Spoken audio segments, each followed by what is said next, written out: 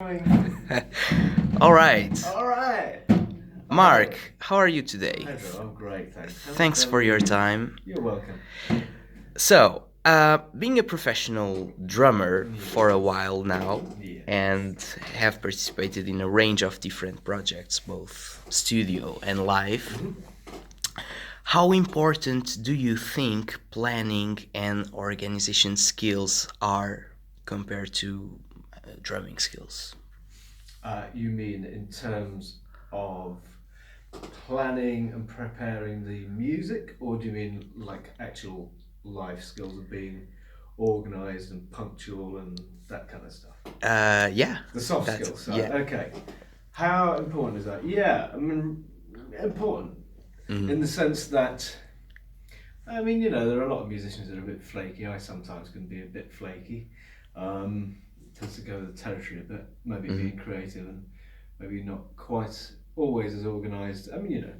Everyone's different, right? But Right. I certainly know the admin side of things is what I least enjoy, and therefore maybe don't do as much as I should. Right. But I mean, yeah, I've had times where I've had diary disasters, and you don't need too many of those to make you realise you need to sort that stuff out. Right. So these days I try to be really on it when I get. I think kind of part of the challenge is you're so available through different media.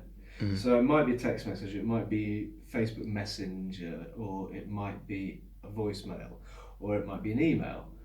And like if I don't action it there and then put it in the diary, there's a high probability I might either forget that thing happened or reply quickly and go yeah, and then think in the diary, but I need to do this first, and then it doesn't make it to the diary. So all those kind of things have happened before, Right. a few times. I mean, a while ago now, and then I was just like, do you know what? Whatever it is, if it's a message and I haven't got the time now to do that. I don't even look at that message. I'm going to come back. I'll flag that message and I'll come back to it. Yeah. Or when I can, it's like I make it happen then, because I just think, look, this is going to be like 30 seconds. Check the diary on the phone. Yes, no, maybe. Reply. And then as soon as the project starts, of course, maybe let's say, for example, if you record an album for an artist, maybe you have some meetings scheduled, some rehearsal scheduled. Yeah. Do you consider that having the skills of being present and engaging with the different stages of the process is as important as being a good drummer, technically speaking, like having the abilities to play drums? Yeah, I think so. I mean, every project's different. Right. But let's take, for example, the sort of thing you're talking about where, you might have. I'll give you an example. So there's the one that springs to mind because it's a person I don't. It was a project that was purely a studio project, right? So this band has not gigged, put together, the players he wanted, and we maybe had.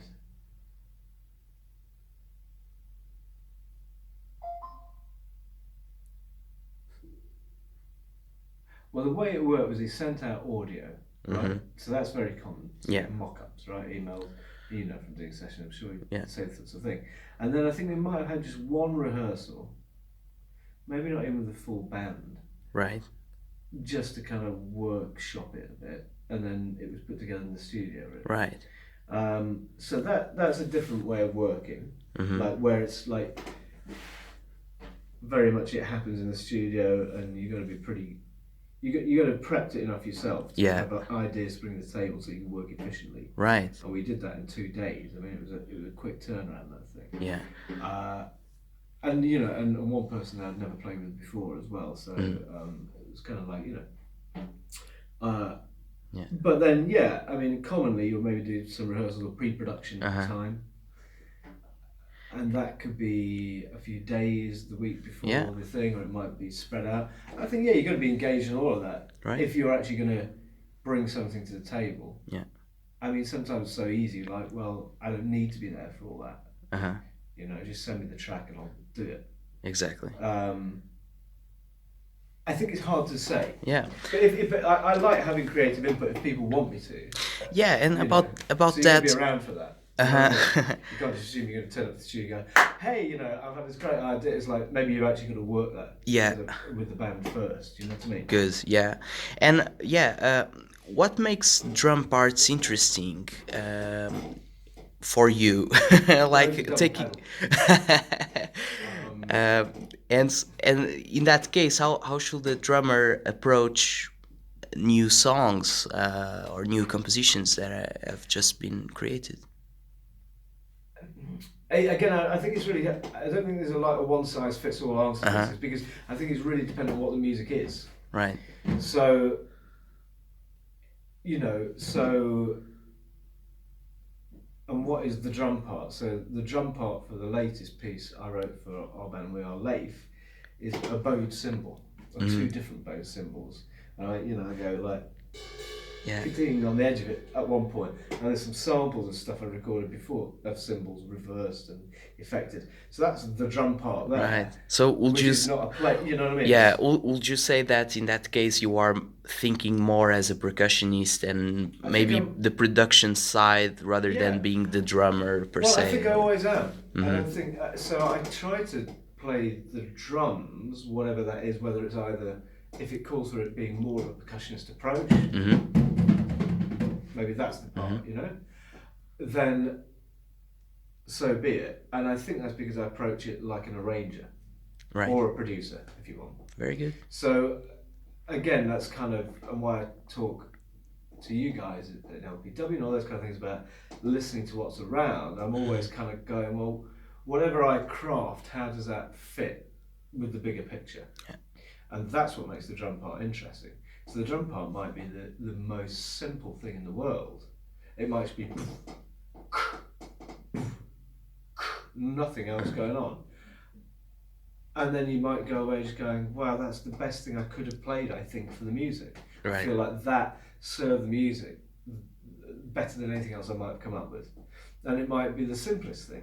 But if that makes the music happen, then wow, that's an amazing drum part. Great. Do you know what I mean? Yeah. Or it might be a super complex thing, if the music needs that to happen as well.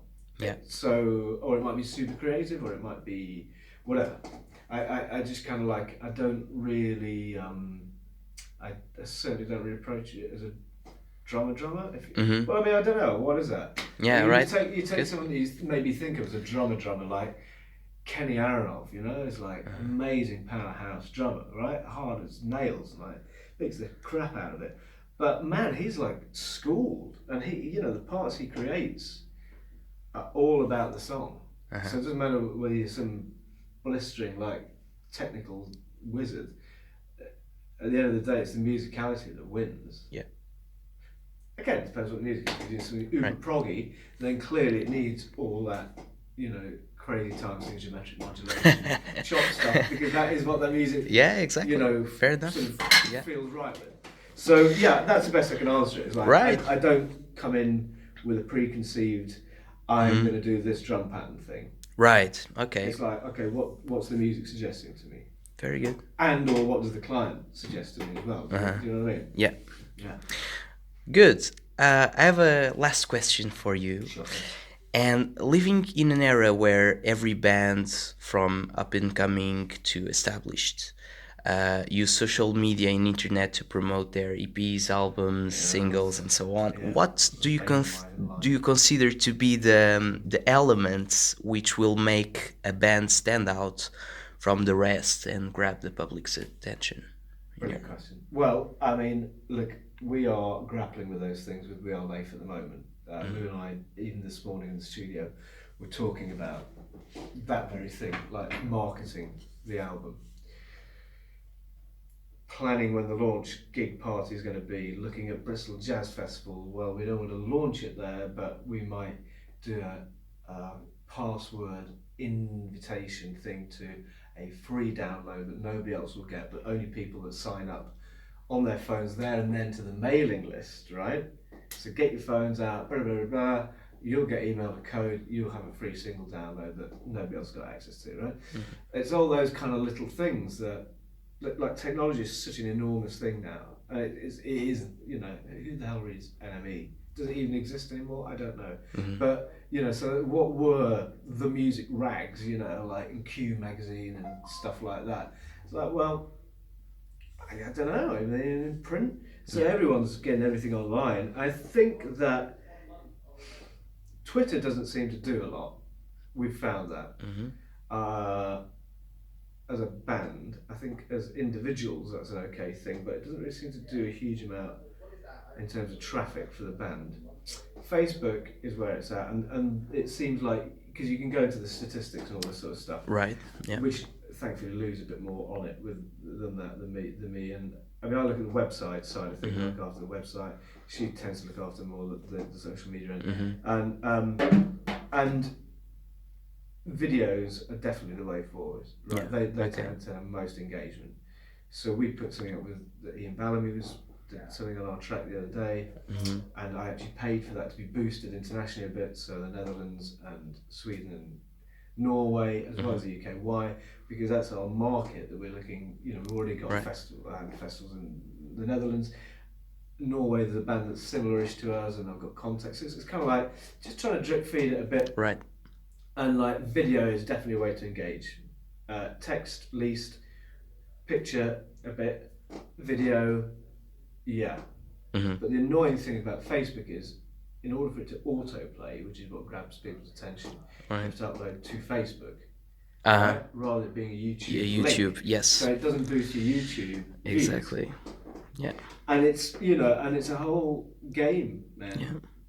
You know, like the endorsement thing I was saying the other day, like dudes that are Cooper drummer. I mean, like, okay, so he's got what, 1.5 million subscribers, but there are people in this building that play better than him. Do you know what I mean? Like significantly better than him. And he's got a signature snare drum made by Pearl. What's that about? You know, and so it's a funny one. The game, the popularity thing, the how many likes have we got on this? How many views have we got? But it you know, it's certainly how the industry tends to operate. But then there is a bigger picture you look at, which is like, do I conform to that? Like, you know, that social construct? Do I have to adhere to that? Or can I just choose not to give a you know, and it depends what it is. All right. Yes. Again, so if you go for like really mainstream music, then clearly you've got to play that game, right? But if it's more niche, esoteric stuff, then maybe it doesn't matter. Maybe you just get some stuff self-released, pressed on vinyl, and you go away going, hey, I've made an actual record, dudes, and it's, you know, you have it in some local shops or, you know, whatever, and it's more of a niche thing. And there's no right and wrong in that, and people get really hung up on this chasing the stardom thing, and fine for them if they want, but it's kind of, you know, for me, if that stuff happens, great. And I know it doesn't just happen, but it's also like, I kind of don't care as well. Like, making music for the sake of it is where it's at for me. Very and good. If something cool comes of it, then brilliant. And if not, it's great in its own right. All right. Perfect. Thank you very much, and thanks for inspiring young and coming up and coming musicians to become better at what they do. You're welcome, Right. mate.